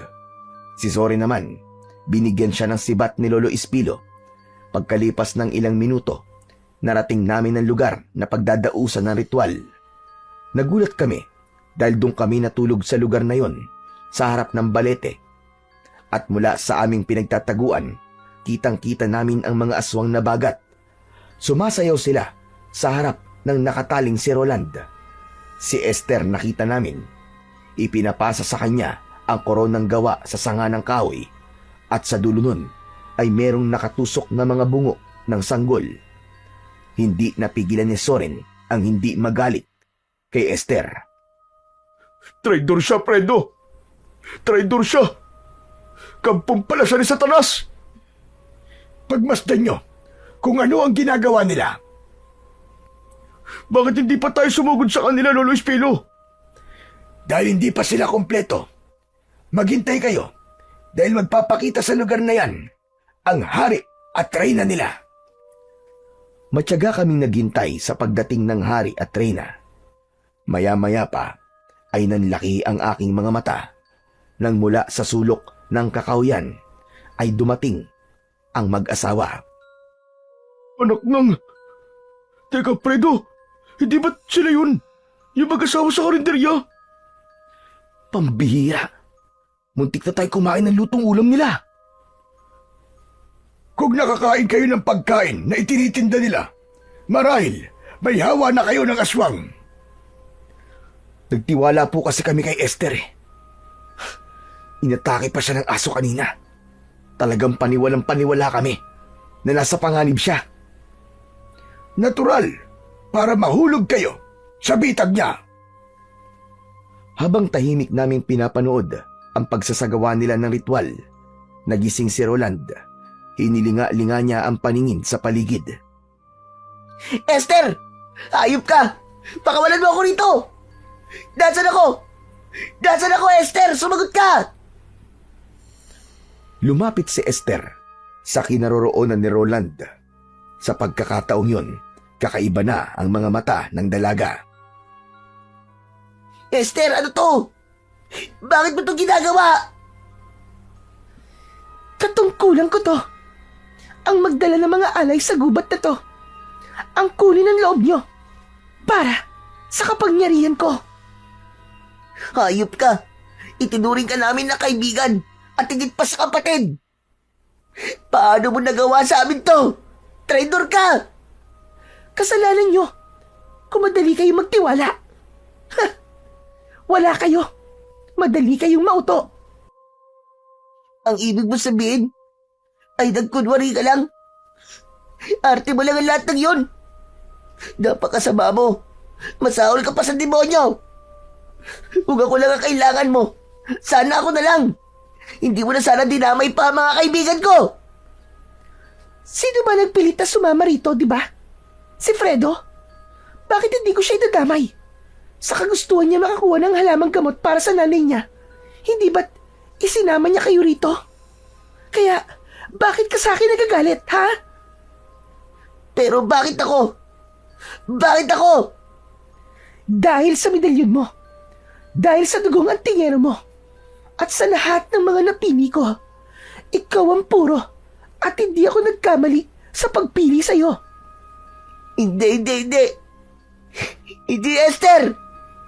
Hayop ka! Nasaan ang mga kaibigan ko? Wala na sila. Ang isipin mo yung sarili mo. Dahil iaalay na kita para sa aming Panginoon. Anong ginawa mo sa mga kaibigan ko? Hayop ka! Anong ginawa mo sa kanila? Ano? Imbis na sumagot si Esther, sinimulan na niya ang pagtaas ng punyal sa ere, habang ang kanyang alagad ay nagsimula ng sumayaw at lumikha ng nakakakalabot na pag-angil. Akma sanang magpapakita ko, pero pinigilan ako ni Lolo Espilo. Teka lang, hindi pa ito tamang oras. Kailangan hugutin mo muna ang punyal bago tayo umatake. Teka, bakit kailangan po natin hintayin yun? Para mailabas ang lahat ng enerhiya ng Suprema. Wala na akong nagawa, kundi ang bumalik sa pinagtataguan namin. Maya-maya pa, ay umalingaw-ngaw na ang boses ni Esther. Mahal na Panginoon ng kadiliman, tanggapin mo ang alay ko. Umanib ka sa akin. Bigyan mo kami ng lakas at kasaganaan. Ang lahat ng alagad ni Esther, pati ang mag-asawang naroroon, nagsimulang yumuko at tumayo habang nakapikit. Lumitaw ang kulay itim na usok sa paligid ni Esther. Kasunod ang pagbabagong anyo niya. Mula sa pagiging tao, lumitaw ang dalawang sungay niya sa ulo. Humaba ang mga kuko. Tumubo ang mga pangil sa bibig at naging kulay pula ang mga mata. Sa isang iglap ay naging aswang na bagat si Esther. Nanlalaki ang mga mata ko dahil nakita namin ang nakakatakot na anyo ni Esther habang nakataas pa rin ang punyal sa ere. Ganap na ang kapangyarihang bumalot sa aking katawan. Sisimulan ko na ang pag-aalay sa'yo, mahal na Panginoon. Naghanda kami sa pag-atake habang hinihintay ang paghugot sa kaluban ng punyal. Magsipaganda kayo! Aatake na tayo! Kasabay ng pag-angil ni Esther, hinugot nito ang punyal pagkatapos ay lalapit sana kay Roland. Ngunit lumabas sa dibdib niya ang dulo ng sibat. Mula yon sa likod at tumagos sa dibdib ni Esther. Si Soren ang sumaksak kay Esther. Hanapin ang hayop na gumawa nito sa akin! Magsikalat kayo! Mula sa aking kinaroroonan, kita ko na hinugot ni Esther ang sibat na ginawa ni Soren. At sa pagkakataong yun, sumugod na ako sa kalaban. Ako ang harapin mo, Esther! Tapos na ang pagpapanggap mo! Buhay pa kayo! Hindi kayo namatay! Hindi kami namatay dahil nakaligtas kami. Pero ngayong gabi, sisiguraduhin ko na ikaw ang mamamatay, hayop ka! Yun ay kung kaya mo! Sinugod ako ni Esther. Inatake niya ako ng hawak niyang punyal. Ngunit naiwasan ko yon. Hinampas ko siya ng hawak ng tungkod. Napaatras siya at natigilan. Mga alagad ko! Patayin niyo silang lahat! Umatras si Esther. At ang pumalit sa kanya ay ang mga alagad niya na aswang. Umatake sa akin ang dalawang aswang. Halinhinan ang ginawa nilang pagkalmot sa akin. Pero agad ko yun naiwasan. Gumanti ako sa kanila ng hampas ng tungkod at nang tamaan ko sa balikat ang isa sa kanila. Napaluhod ang aswang at kita ko na nadurog ang kanyang buto. Sa huling palo, natanggal ko ang ulo ng aswang at nasunog. Ganon din ang ginawa ko sa isa pang aswang. Nang mapatay ko ang mga aswang bagat, nakita ko na hawak ni Esther sa leeg, si Roland. Sige! Ituloy niyo ang pagpatay sa mga alagad ko! Tignan ko lang kung hindi ko laslasin ang leeg ng kaibigan mo! Tumigil kaming lahat sa pag-atake. Ngunit si Soren, nagawa niyang kumilos sa kabila. Hindi halos ako humihinga habang pinanonood siya kung paanong dahan-dahan lumalapit kay Esther. Nang makahanap ng tiyempo, agad na sinunggaban ni Soren ang braso ni Esther at nagpambuno ang dalawa. Fredo! Tulungan mo si Soren! Ako na ang bahala kay Roland! Tumakbo ako kay Lolo Espilo. Bumuelo ako. Pinalo ko ng malakas ang ulo ng suprema ng mga aswang. Bumagsak siya sa lupa, kasama si Soren. Napasigaw ako nang makitang bumaon ang punyal sa braso ni Soren. Soren! Lumayo ka na sa kanya! Dalihan mo! Kasunod ng pagtalon ko ng mataas, ang pagbagsak ko sa lupa at tumama ang tungkod sa ulo ng aswang. Sumuka ng dugo si Esther, pero gumanti siya sa akin ng kalmot at suntok sa muka. Nasugatan ako, kaya napaatras ako papalayo sa kanya. Maya-maya pa, ginamit niya sa amin ang itim na kapangyarihan niya. Pamilyar sa amin ang puwersang bumalot sa aming katawan. Hindi kami makagalaw. Siguro naman, natatandaan niyo kung ano ang ginawa ko sa inyo! Hayop ka! Ikaw pala ang gumawa nun sa amin! Magbabayad ka talaga! May hangganan ng kasamaan mo, Esther! Tandaan mo yan! May hangganan ng lahat ng kasamaan mo! Napansin ko ang lahat ng mga kasama namin ay hindi makagalaw. Nagkatamaan kami ng mata ni Roland. Alam niya kung ano ang ibig kong sabihin. Lumapit sa akin si Esther. Balak niyang kunin ang tungkod ko. Ngunit napaso siya. Inulit niyang hawakan ang tungkod. Ngunit sa pagkakataong yun, dumikit ang kanyang kamay sa tungkod ko. Roland! Gawin mo na! Utusan mo ang medalyon! Sa bisa ng aking medalyon, espiritu at ng hangin, tanggalin sa aming lahat ang kapangyarihang itim na bumabalot sa amin! Lumakas bigla ang ihip ng hangin. Namatay ang mga apoy. Natira lang ay ang siga sa gitna. Sinabayan ko naman yon ng pagtawag sa bisa ng tungkod. At sa bisa ng kapangyarihan ng tungkod, sunugin ang katawan ng nilalang na ito! Nagkikikisay ang katawan ni Esther. Maging ang natitirang mga aswang na naroroon, na wala rin ng puwersang pumipigil sa aming katawan. Kanya-kanyang dampot ng sibat ang mga tao at sinaksak nila ang mga aswang. Bumagsak ang mga ito sa lupa habang nagkikikisay at bumubula ang bibig. Hindi kayo magtatagumpay! Hindi kayo magtatagumpay! Ang masasamang nilalang na kagaya mo ang hindi magtatagumpay! Magsama-sama na kayo ng mga kapwa mo demonyo sa impyerno! Ngunit sinubukan ng magulang ni Esther na pigilan ako. Ngunit malakas kong ipinalo ang tungkod sa katawan nila. Isinunod ko si Esther. Nasunog siya. Yumanig ang buong paligid. Gumuho ang puno na pinagtalian kay Roland at ganun na lang ang panlalaki ng aming mga mata nang lumabas mula sa puno ang malaking aswang na bagat. Huwag kayong matakot! Lalabanan natin siya! Sama-sama kaming pumwesto sa harapan ng malaking aswang. Sabay naming itinaas ni Roland ang sandata namin. Sa isang iglap, nagkaroon ng apoy ang sandata namin at inatake namin ang malaking aswang. Tumama ang aking tungkod sa tuhod nito. Napaluhod siya sa lupa at lumikha pa yon ng pagyanig.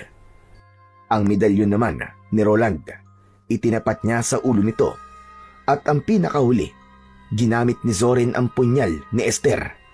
Nilaslas niya ang liig ng malaking aswang. Bumagsak ito sa lupa hanggang sa masunog ang katawan nito at maging abo. Sa awa ng Diyos, tuluyan na nating nabura ang lahi ng mga aswang na yun sa mundong ito. Matatahimik na ang kaluluwa ng aking anak, maging ng mga nabiktima ng mga aswang na yun. Maraming salamat po sa tulong niyo sa amin, Lolo Espilo. Hindi po namin kayo makakalimutan. Ako naman ay nagpapasalamat sa inyong lahat.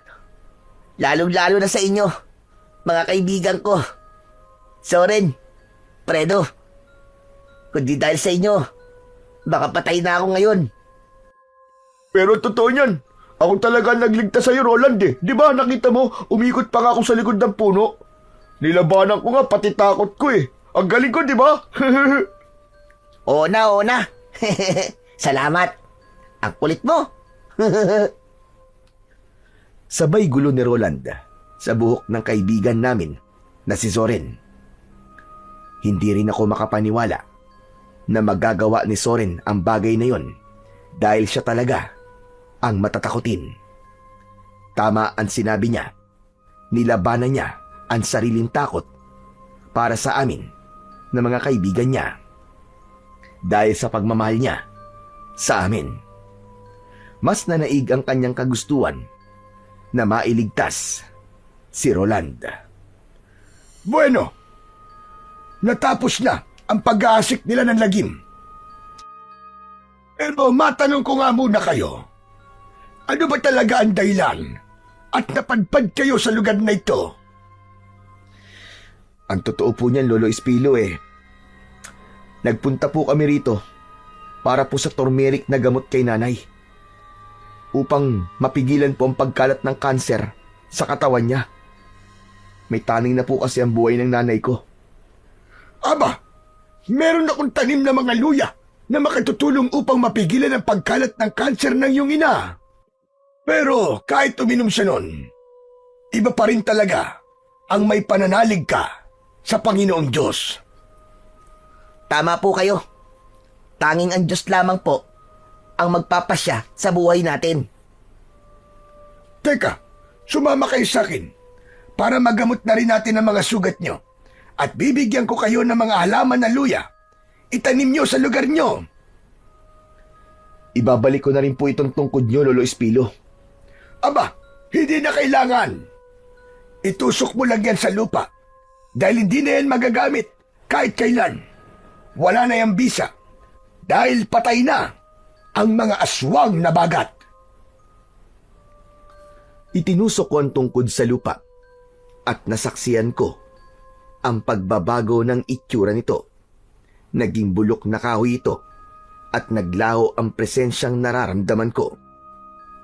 Pagkatapos naming mag-usap, ay umalis na kami sa lugar na yon. Bumalik kami sa kuta ni Lolo Espilo at ng mga tauhan niya. Nakita naming magkakaibigan ang mga halaman na luyang dilaw, saka ibinigay sa amin upang itanim. Pagkatapos, nagpaalam na rin kami sa kanila. Itinuro niya sa amin ang tamang daan pabalik sa kuweba. At ngayon, nasa labas na kami ng kuweba, ay natanaw namin ang motor namin na nakaparada sa gilid ng kalsada. Simula ngayon, hindi na tayo pupunta sa mga lugar na hindi natin kabisado. Aba, mahirap na. Ay nako, ngayon lang ako naging masaya ng ganito sa tanang buhay ko ah. Grabe, ang dami ko natutunan sa mga nangyari sa atin sa lugar na to. At may naiuwi pa tayong gamot. Samantalang, ang dami naman ito sa amin eh. Ano? Teka, ano sabi mo? Hindi naman kasi kayo nagtatanong eh. Hindi na sana tayo nagpunta rito para sa gamot na to. Pambira na yan, oo. Yan ang napapala na naglilihim sa kaibigan. Aba. Parang may hugot ka pa rin ah. Pagkatapos ng lahat, hanggang ngayon ganyan ka pa rin. Masama pa rin yata ang loob mo sa akin ah. Hindi naman. Sinasabi ko lang, kung naging tapat ka lang sana sa amin, hindi na sana tayo umabot pa sa ganito at muntik mapahamak. Di bale, may maganda rin naman nangyari, Zorin eh. Dahil nalaman natin na traidor si Esther. Biruin nyo, 1 taon natin siyang nakasama, aswang pala ang dinapurak ng lintik na yon, suprema pa. Tsaka alam nyo kung ano pa yon? Nalaman natin na buo ang samahan natin at walang makakatalo sa atin na kahit na anong puwersa ng kadiliman. Tama ka. Paano ka ba nawala sa tabi ni Zorin, ha, Roland? Nakita ko kasi si Esther eh. Yun, lumapit ako sa kanya. Inihipan niya ng pulbos ang palad niya. Tapos, nalanghap ko yun. Yun, nawalan ako ng malay. Tapos paggising ko, nakatali na ang mga kamay at paa ko. Nakita ko si Esther. Nako, ibang-iba na ang itsura niya. Pero ngayon, tapos nang nakakakilabot na karanasan na yun, guys. Oh, paano? Ano pang ginagawa natin? Umuwi na tayo. Magiinuman tayo sa bahay. Sagot ko. Sakay ng aming mga motor, ay nilisan namin ang lugar na yon. Pagkalipas ng 6 na oras na pagbiyahe, ay ligtas kaming nakauwi sa bahay naming magkakaibigan. Ipinagpatuloy namin ang trabaho namin bilang isang gasoline boy sa Lucena. Sa ngayon, ang 6 na buwan na taning kay nanay ay umabot pa ng 5 taon. Pero binawian din siya ng buhay dahil sa ibang mga komplikasyon. Ngunit malaki ang naitulong ng luya kay nanay at ang pananampalataya namin sa Panginoong Diyos. Sa idinugtong na buhay na 5 taon sa kanya, ay ipinadama kong mabuti kay nanay ang pagmamahal ko sa kanya. Kaya nang lumisan siya, ay wala kong ibang pinagsisisihan, kundi ang panghihinayang sa ibang mga taon na hindi ko siya pinahalagahan noon. Ang sabi nga, maaaring iba-iba ang ama natin, ngunit ang ating ina, kahit magpalit-palit siya ng lalaki, nag-iisa lang ang nanay natin. Walang kapantay, walang kapalit, at walang katumbas na halaga sa mundo. Ang maipapayo ko lang sa lahat ng mga anak na kagaya ko, maswerte kayo dahil kasama niyo pa ang nanay niyo, dahil mahirap mawalan ng isang ina, lalo na ang isang mabuting ina. Kaya habang buhay pa siya, huwag nating palampasin ang bawat sandali na ipadama sa ating nanay ang pagmamahal natin. Natutunan ko sa mga kaibigan ko na mahalaga pa rin ang tiwala at hindi magsisinungaling. Dahil sa bandang huli, sila ang tutulong sa atin sa oras ng kagipitan. Ang kwentong inyong napakinggan ay nagpapatunay na hindi kayang talunin ng kahit na anong dilim o panganib ang totoong pagsasamahan. Sa bawat unos na kanilang hinarap, lalong tumibay ang kanilang tiwala at pagmamahal sa isa't isa. Ang mga pagsubok ay nagsilbing apoy na naglinis sa kanilang puso, nagpapatunay na ang pagkakaibigang totoo ay mananatiling matatag, liwanag sa gitna ng kadiliman, at lakas sa oras ng kahinaan.